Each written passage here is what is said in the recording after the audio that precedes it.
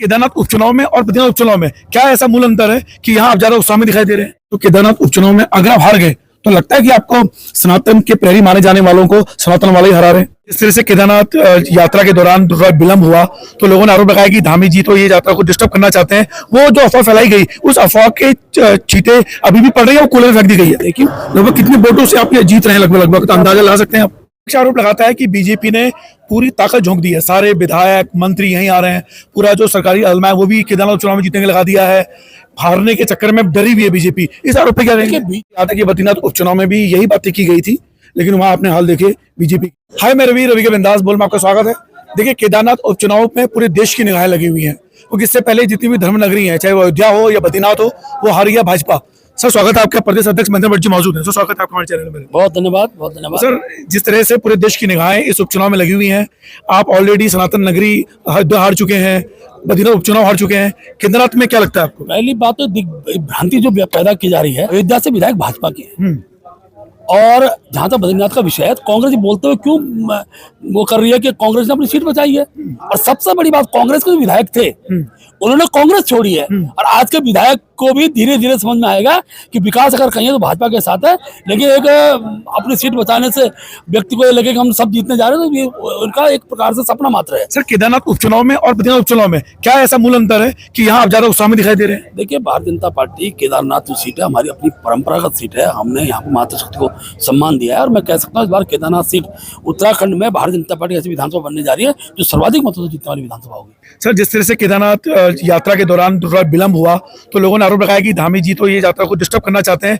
वो जो अफवाह फैलाई गई उस अफवाह के चीटे अभी भी पड़ रही है, वो कूलर में फेंक दी गई है। देखिए उत्तराखंड के स्वरों को विघटित करने का कुछ लोगों का चक्कर चलाया गया और इसका जवाब तो जनता ने दे दिया, यात्रियों ने भी दे दिया, क्योंकि पिछली बार से शास्त्रीय गणना के हिसाब से 56 दिन यात्रा कम रही, लेकिन पिछले साल से ज्यादा यात्री केदारनाथ पहुंचे, तो इसका उत्तर यात्रियों ने, जनता ने दे दिया। और कांग्रेस ने तो यात्रा को दिग्भ्रमित करने का, यात्रा को प्रभावित करने का षड्यंत्र रचा था। उस समय धामी जी ने उस सारे षड्यंत्र को बेनकाब किया और अभी जब मुख्यमंत्री जी की 2-3 सभाएं हमें हो चुकी है, मैं जिस प्रकार का जनज्वार उसी में सभाओं में दिखाई दे रहा है, एक कांग्रेस को 23 तारीख को करारा जवाब जनता देने वाली है। आरोप लगाता है कि बीजेपी ने पूरी ताकत झोंक दी है, सारे विधायक मंत्री यहीं आ रहे हैं, पूरा जो सरकारी अलमा है वो भी केदारनाथ चुनाव में जीतने के लगा दिया है, हारने के चक्कर में डरी हुई है बीजेपी। इस आरोप पे क्या कहेंगे? बीजेपी हर चुनाव को बहुत गंभीरता से लेती है। अब कांग्रेस अपने 19-20 विधायक नहीं लगाया तो उसके दोषी हम नहीं है। हमारा एक एक विधायक काम करता है, कार्यकर्ता की भूमिका में रहता है, एक एक मंत्री हमारी कार्यकर्ता की भूमिका में रहता है और हमने एक एक व्यक्ति को काम दिया है। बूथ प्रबंधन की हमने टोली बनाई हुई है। हम हर पहली बार केदार ऐसी विधानसभा होगी जिसमें हम 100% पोलिंग बूथ जीतेंगे। 100%। ये बहुत बड़ा बयान। मेरा अगला सवाल यही था कि आप कितने वोटों से जीतोगे, ऑलरेडी वो कह चुके हैं 100%। बस एक सवाल, उसके बाद लाइव खत्म करेंगे। इस जीत का श्रेय आप अगर होगी तो किसको देना चाहेंगे? देखिए केदारनाथ की जनता को हम श्रेय देंगे, क्योंकि केदारनाथ की जनता ने लगातार हमको समर्थन दिया है और हमने भी मातृशक्ति का सम्मान किया। हमने जब से केदारनाथ विधानसभा बनी है, भारतीय जनता पार्टी ने मातृशक्ति को ही टिकट दिया है।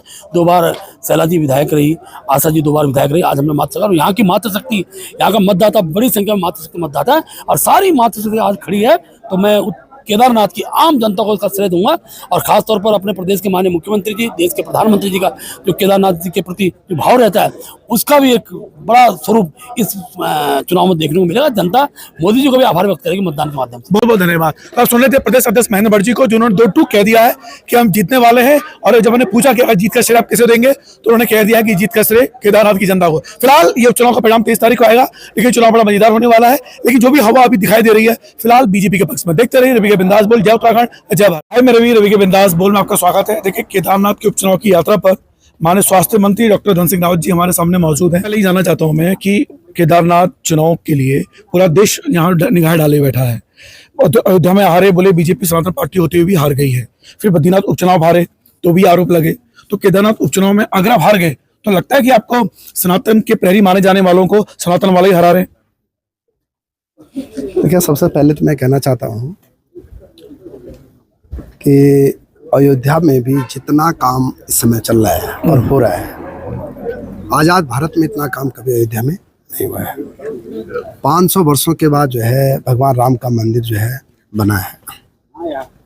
बद्रीनाथ में भी देखा होगा आपने कि प्रधानमंत्री मोदी जी की कृपा से बहुत मास्टर प्लान से वहाँ पे काम चल रहा है। केदारनाथ में भी 500 करोड़ रुपये से ज़्यादा के काम हुए हैं। केदारनाथ को पूरी अगर आप जाएंगे वहाँ तो नई केदारपुरी बसाने का काम भी हमारे प्रधानमंत्री जी ने किया है। जहाँ तक उपचुनाव का सवाल है, तो आप सबको पता है कि शैला रानी रावत जी की मृत्यु के बाद ये उपचुनाव हो रहा है और हमारी सरकार के द्वारा केदारनाथ विधानसभा में बहुत अप्रत्याशित काम किए गए हैं। जो जो हो सकता था वो सब किए गए हैं।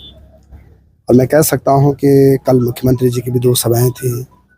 हम लोग भी लगभग 1 दर्जन से ज़्यादा कार्यक्रम अभी तक कर चुके हैं। तो बहुत अच्छा रिस्पॉन्स यहाँ लोगों में है और अच्छे मतों से हम चुनाव जीतने वाले हैं। यानी आप ये कह रहे हैं कि दावा है कि जीत रहे हैं आप लोग। अगर सर मैं आपसे पूछूं लगभग कितने वोटों से आप ये जीत रहे हैं, लगभग तो अंदाजा लगा सकते हैं आप? देखो ये तो जहाँ तक कितने वोटों की बात है तो मैं ये कह सकता हूँ कि हम अच्छे वोटों से जीत रहे हैं और रिकॉर्ड वोटों से हम यहाँ से चुनाव जीते।